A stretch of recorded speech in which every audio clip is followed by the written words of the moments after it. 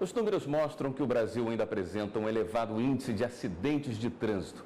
Segundo o Sistema Único de Saúde, foram cerca de 200 mil feridos hospitalizados em 2014. Mesmo com a legislação que torna obrigatório vários itens de segurança, pesquisa do IBGE mostra que apenas metade dos motoristas brasileiros costuma usar o cinto de segurança. Antes de ligar o carro, a primeira coisa que o motorista geralmente faz é colocar o cinto de segurança. A ação parece até automática. Mas e no banco de trás? Será que todos têm o mesmo hábito? Não deixo ninguém andar sem cinto, meus filhos. Todo mundo que anda atrás é com cinto. Porque o cinto é fundamental para a segurança. É muito difícil. As pessoas realmente se esquecem, às vezes, de usar o cinto de segurança e, às vezes, até por causa do motorista, o condutor principal do veículo, ele pega e não pede, às vezes, para as pessoas colocarem o cinto. Os carros com capacidade de 5 passageiros têm que ter obrigatoriamente a mesma quantidade de cintos de segurança. Aqui na frente, o número de motoristas e passageiros que não usam o cinto é até baixo, mas quando vem aqui para trás, apenas 50% dos brasileiros dizem usar sempre esse tipo de equipamento de segurança. A pesquisa do IBGE mostra que na zona rural o índice é bem menor, apenas 45% utilizam o cinto. A displicência, às vezes a falta de conhecimento, faz com que alguns usuários do veículo deixem de utilizar o cinto, principalmente no banco traseiro. Porém, isso é um risco não só para o usuário que está sem o cinto de segurança, bem como também para os passageiros no banco da frente, pois eles podem sofrer alguns danos físicos ocasionados em acidente de trânsito em virtude do peso da pessoa que estava sem o cinto, na projeção do corpo dele para o banco da frente ou até em direção a sair do veículo.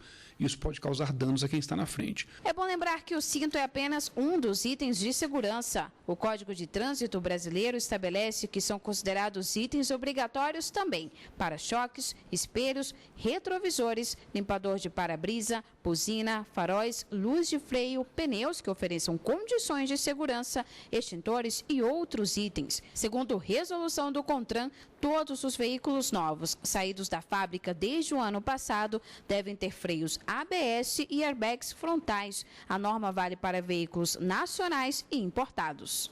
É importante o condutor estar sempre atento. Acidentes, eles podem ocorrer. O condutor deve estar atento para reduzir os riscos de um acidente. E, em casos de acidente, utilizar os equipamentos com segurança. Cinto de segurança, encosto de cabeça e os veículos que possuem airbag. Lembrando que o airbag ele vai complementar o cinto de segurança em casos de acidentes. Para falar mais sobre o assunto, eu recebo aqui na bancada do Jornal da Justiça o advogado Ortílio Tosta Filho. Doutor Ortílio, muito obrigado por estar com a gente aqui no Jornal da Justiça. Dentro dessa informação que nós pegamos sobre o cinto de segurança, tem uma questão muito interessante, que aqui no Brasil se diz que algumas leis pegam, outras não pegam. O cinto parece que pegou parcialmente, né? Algumas pessoas usam no banco da frente, pouquíssimas pessoas utilizam no banco de trás. A responsabilidade é sempre do motorista? Boa noite. Entendo que a questão de pegar ou não pegar é importante para as pessoas analisarem o que é melhor para elas. A segurança sempre é melhor para todos. Então, não é que se falar em não aplicar o que já se tem há muito tempo, que é a própria lei. Utilize o cinto, sim, sempre. À frente, atrás e nas condições que prevê o Código. No caso de um acidente fatal, para uma pessoa que esteja não utilizando o cinto dentro do carro, o que o motorista pode responder por não ter exigido a colocação do cinto? O artigo 302 do Código Penal brasileiro é muito claro. A responsabilidade de quem está conduzindo, ela é integral. Ela tem que preocupar com todas as pessoas que ele conduz. O homicídio culposo é uma regra, nós temos aí todos os dias e não se pega essa informação, não sei porquê. Tem que se utilizar, sim, em todas as condições. À frente, atrás, tem que se usar. A responsabilidade é do motorista em não fazê-lo. Deve fiscalizar e inviabilizar essa condução sem esses itens. A seguradora pode se negar a pagar a indenização para uma pessoa que esteja falecido e não está observando esses critérios de segurança, como, por exemplo, a utilização do cinto? O caso é polêmico porque até nós não temos essa prova dessa não utilização. Os nossos veículos ainda não consta ainda se está ou não, se estava ou não. Não existe o computador que define essa não utilização desse cinto. Agora, por questão de bom senso, é necessário que todas as pessoas utilizem, porque independente do pagamento ou não, desse item, é de segurança, é de vida. Dentro dessa mesma linha de raciocínio, a seguradora não pode se negar a pagar uma indenização, por exemplo, por haver garrafas de bebida dentro de um carro batido. Não há que se falar em negar esse procedimento, porque é técnico, é de um laudo, o laudo que vai definir, e nessa definição, a bebida, ela não é, por assim dizer, ela é proibida, mas a condução perante aquele estado de embriaguez é que define o crime. O DPVAT também observa essas condições de quem estava dentro de um carro acidentado para pagamento de indenização? Não necessariamente, mas ele pode fazê-lo sim. É bem certo que o motorista, ele estando conduzindo nessas condições e participou das condições em que viabilizou esse acidente, ele pode se negar sim. Muitas pessoas fazem modificações nos carros observando apenas questões estéticas. Aumenta a roda, ou rebaixam o carro. Essas modificações, caso venham a provocar um acidente, seria da responsabilidade de quem optou por fazer essa mudança, a loja que fez, o fabricante do produto? Quem responde por isso? Inicialmente, no caso concreto, nós deveríamos analisar se, no fato, se concorreu para o acidente.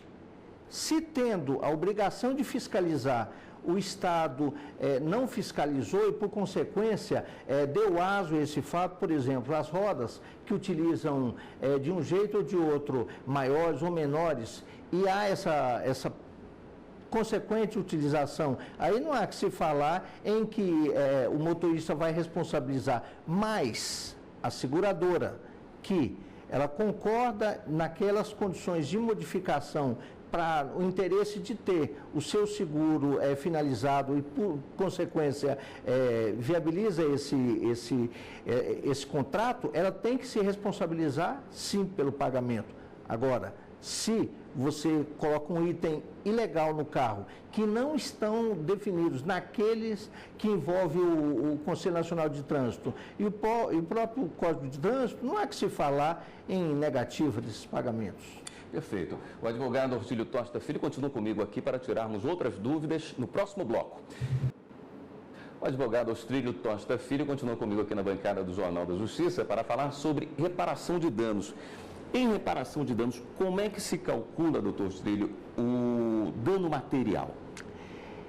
Inicialmente, vamos analisar no caso concreto quem vai requerer o que de qual pessoa. Por exemplo, quando se tem uma vítima fatal, quem cobra são as pessoas, são os herdeiros daquele falecido contra, eventualmente, proprietário do veículo, aquele prestador de serviço que, na condução daquele passageiro, participou daquele fato ruim, da morte.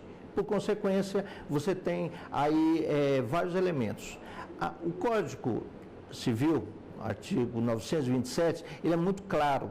Ele diz que aquele que participar de um ilícito, ele vai responder por ele. Então, não há que achar que se você, não tendo essas condições de utilizar o cinto ou qualquer item, ele vai responder. Agora, o dano material você cobra na perspectiva de vida futura.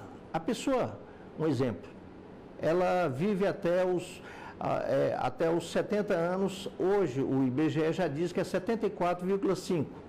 Tem-se, através da nossa legislação, adequado a 70 anos a perspectiva de vida da pessoa. Aquela diferença entre 30 a 70 anos vai ser multiplicado. Aqueles 40 anos restantes vai ser multiplicado 2/3 do salário que a pessoa teria por essa vida. Por quê? Porque 1/3 esses últimos 1/3 não seria utilizado consigo. Então, esses 2/3 é multiplicado por 13, porque é 12 meses do ano, mais o 13º, vezes essa projeção de 70 anos, ou seja, 40 anos vezes 13, vezes 2/3 daquele salário. Além do dano... também em dano moral? Sim, o dano moral já é uma prática bem desenvolvida nos nossos anais e tem que ser observado esse constante aumento. Por quê? Dado o fato concreto, o juiz